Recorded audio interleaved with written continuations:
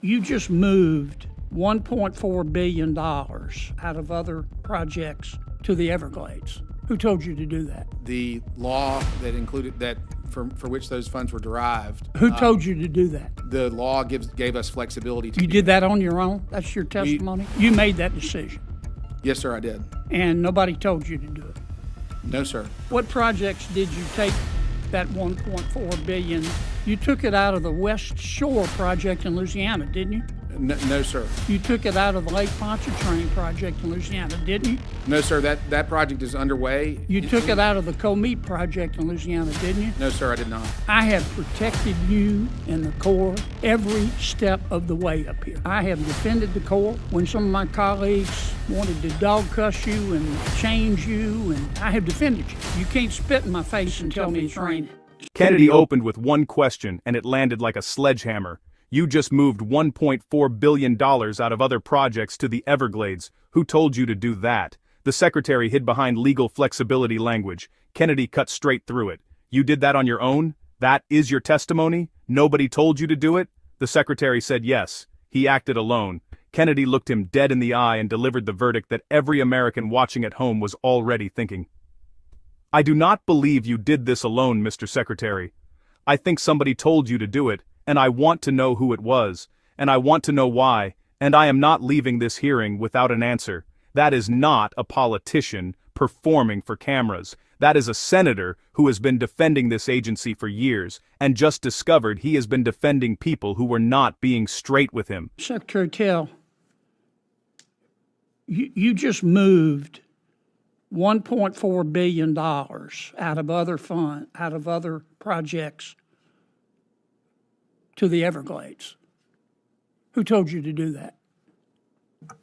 Chairman Kennedy, thank you for the question. The law that included that for which those funds were derived gave the Army the flexibility to reallocate funds, and in many cases, these projects were appropriated. Who told you to do that? The law gave us flexibility to. You did that on your own? That's your testimony? We followed the notification procedures that were required under that law. Yeah, but you made that decision? Yes, sir, I did. And nobody told you to do it? No, sir. Okay. Where'd you get that 1.4? And you're asking for more money now for the Everglades, is that right?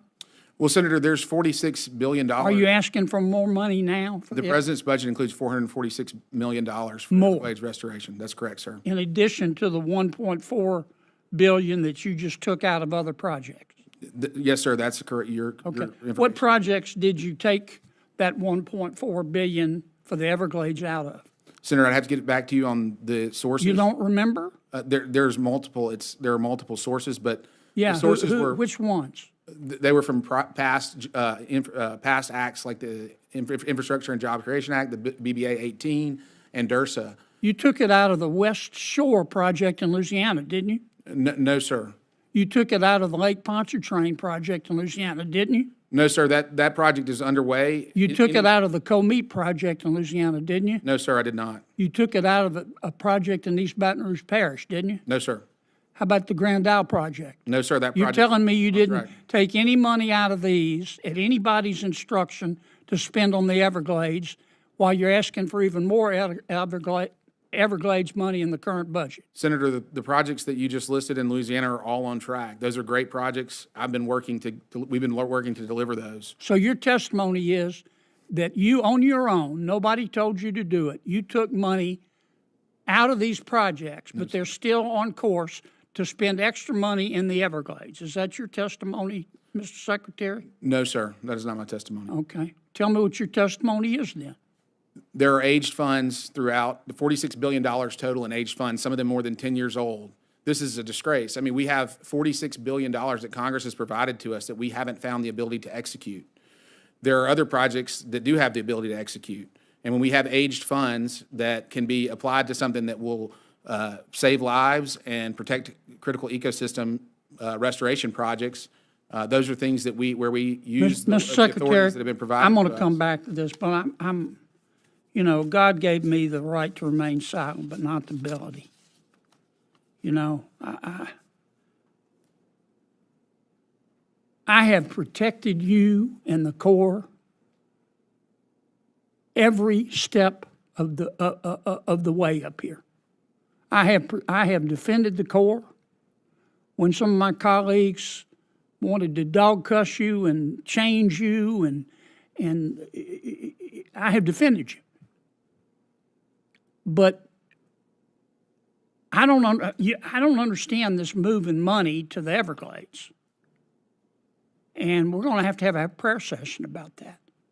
You want to talk about how best to make the Corps efficient? Tell us the truth. I don't believe you did this alone, Mr. Secretary.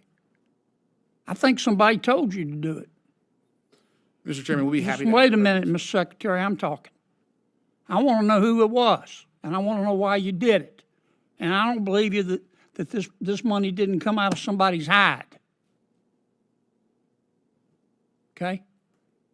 You can't spit in my face and tell me it's raining. That's how I feel. Your district salaries and expenses project, give us a 30 or 40 second overview like you're talking to a 10th grader.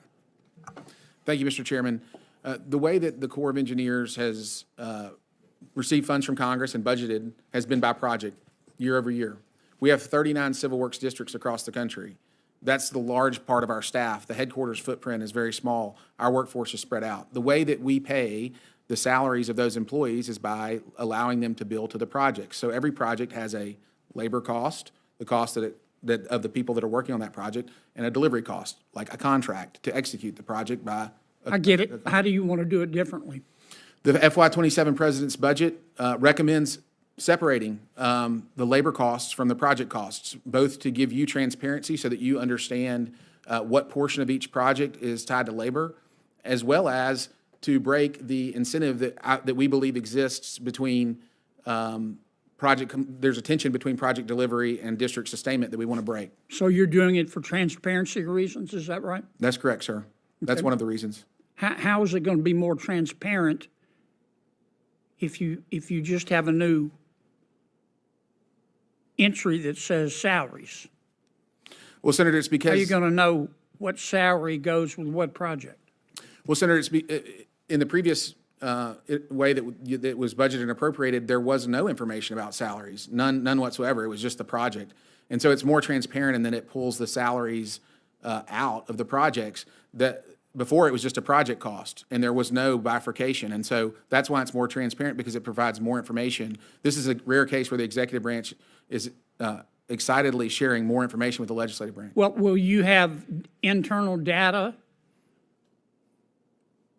that shows how much salary is attributable to a particular project? Yes, Senator, we've published that information for fiscal year 26 work plan, as well as the fiscal year 27 budget request. We've shared that information with your committee, and we've also briefed your committee staff on the back-end accounting system that can track it over the course of time so that we can keep up with project costs. Have you shared that information with all the members of Congress about the projects in their districts? Senator, in sharing the FY27 budget request, we shared it, and we have published the split, and we've shared it with every relevant committee in Congress and anyone who's asked. Okay. So as I understand it, Mr. Secretary, right now, there's no column for salaries and expenses. That's correct, sir. It's attributable. For the districts, that's correct. Right. It's just included in each project. That's correct, right? sir. And now you're going to break it out. Yeah, Go ahead, General. Yes, sir. Yes, sir. You're correct. It'll still be by project. So before there was one lump sum for each project. Now it'll be for the project delivery, the contract, as Mr. Tell spoke to, and then the internal use labor. But it'll still be by project broken out that way. So each project, you'll see what the in-house labor bill is. Okay, so for each project, labor and expenses will still be a line item. Senator, But in terms of the budget, salaries and expenses will be have its own category. Is that right? Yes, sir, that's correct. How's that going to help the Corps with its overall missions? Senator, it's gonna help the Corps by incentivizing delivery. What I've heard from commanders in the field is that they're, How does that incentivize delivery? bec- I'm not doubting you, I just don't understand how. well, today, it is, as I said in my opening statement, when a commander sees that a project that's a cash cow for that district is gonna continue next year, it solves a lot of that district commander's management challenges with his staff, because the funding continues and continues, and if the funding expires, quite often Congress will appropriate additional funding. And so projects become lines of revenue for districts, and someone has to make the business decisions about whether that's a good thing or a bad thing for the district. That tension, if we eliminate, if we take that off the table, that idea that we need to keep projects alive to keep the district healthy, it will solely focus our commanders and our workforce on delivery. That's how it incentivizes delivery. Today, there's an incentive for projects to be extended or to pull projects off the shelf that may not. But, Mr. Secretary, you've got that data right now, don't you? Yes, sir, we do.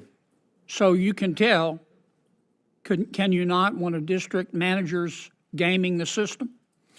Certainly, in theory, we could and we will going forward, but this question had never been asked before. Did you take it from the West Shore project? No, sir. The Lake Pontchartrain project? No, sir, that project is underway. The Comité project? No, sir, I did not. East Baton Rouge Parish? No, sir. Grand Isle? No, sir, that project is on track. No, no, no, no, no, every single time. And Kennedy sat there and absorbed every denial before delivering the line that stopped that entire hearing cold. I have protected you and the Army Corps every step of the way up here. I have defended you when my colleagues wanted to tear you apart. I went to bat for you, repeatedly, without hesitation. And this is what I get in return? You cannot spit in my face and tell me it is raining. That is how I feel. And that is exactly what you are doing right now. Then Kennedy pulled out the number that made the entire room go quiet. $46 billion, sitting on the Army Corps books right now, unspent. $15 billion of it has been sitting there for more than 10 years doing absolutely nothing while Americans across Louisiana and this entire country wait for flood protection and infrastructure that was promised and funded years ago. Kennedy was furious, and he had every right to be. At some point, somebody has got to make a decision. Either use the money or close it out and put it somewhere it can actually help people. Do not leave $46 billion of taxpayer money just hanging around collecting dust year after year after year. And then came the moment that revealed the full disaster. Kennedy asked how many total projects the Army Corps currently manages. The Secretary admitted they do not know. Somewhere between 1,000 and 10,000. They have literally hired someone whose only job is to count the projects because nobody inside the agency knows how many there are. An agency managing $46 billion of taxpayer money does not know how many projects it is running. Kennedy did not need to say another word. The incompetence said everything. Kennedy closed with a warning that every person in that room heard loud and clear. This is not over. The $1.4 billion reallocation to the Everglades is not a closed matter. The $46 billion in unspent funds is not acceptable. The fact that this agency does not know how many projects it manages is not acceptable. And the testimony that one man moved $1.4 billion entirely on his own with zero instruction from anyone above him is not believable. Kennedy has been the Army Corps' biggest defender in the United States Senate. And the Secretary repaid that loyalty by moving billions without explanation, and then sitting in a hearing room and telling Kennedy it is not raining while the rain is running down his face. Kennedy is coming back, and next time he wants real answers. Share this everywhere, subscribe right now, because this is what fighting for the American taxpayer actually looks like. See you in the next one.